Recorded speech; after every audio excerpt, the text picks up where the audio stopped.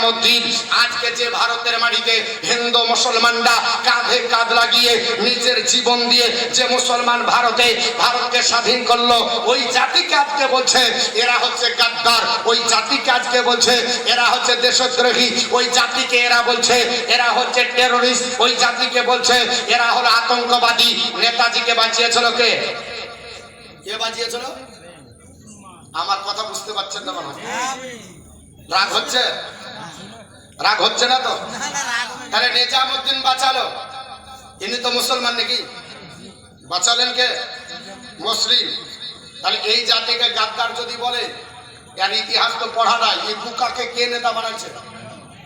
এই যে বোকাগুলোকে নেতা বানানো হয়, কারণ এখন আপনার বলা হচ্ছে ভোট চরিত্রের জোরে পাই না। ভোট পাই কিসের জোরে জানেন? লাঠির জোরে।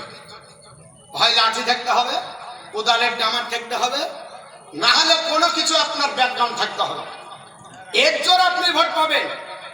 যদি বিচার করা হয় ভারতবর্ষের মাটিতে, আপনার আমার জানার থাকা দরকার, এই ভারতবর্ষের মাটিতে কলকাতায় যেই দিন আপনার নেতাজির নজরবন্দি করা হলো, বের হতে দেওয়া হবে না।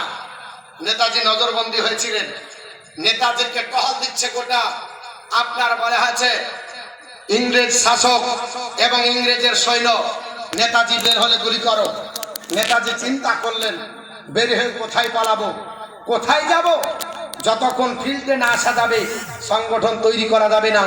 শেষ পর্যন্ত নিজামুদ্দিন আপনার নেতাজি একজনকে সঙ্গে নিয়েছিলেন। কাকে? তার নাম হলো আবিদ হোসেন। ভারতবর্ষের ইতিহাসে প্রমাণ আছে, সঙ্গে নিয়ে নেতাজি যেতে চেয়েছিলেন জাপানে, চলে গেলেন জার্মানি। কোথায় গেলেন? জাপান যেতে যে জার্মানে চলে গেলেন। আপনার ভারতবর্ষের স্বাধীনতা আন্দোলন তৈরি করতে হবে, ভারতবর্ষকে স্বাধীন করতে হবে। নেতাজি জার্মানি গেলেন, জার্মানের প্রেসিডেন্ট তখন ছিল হিটলার।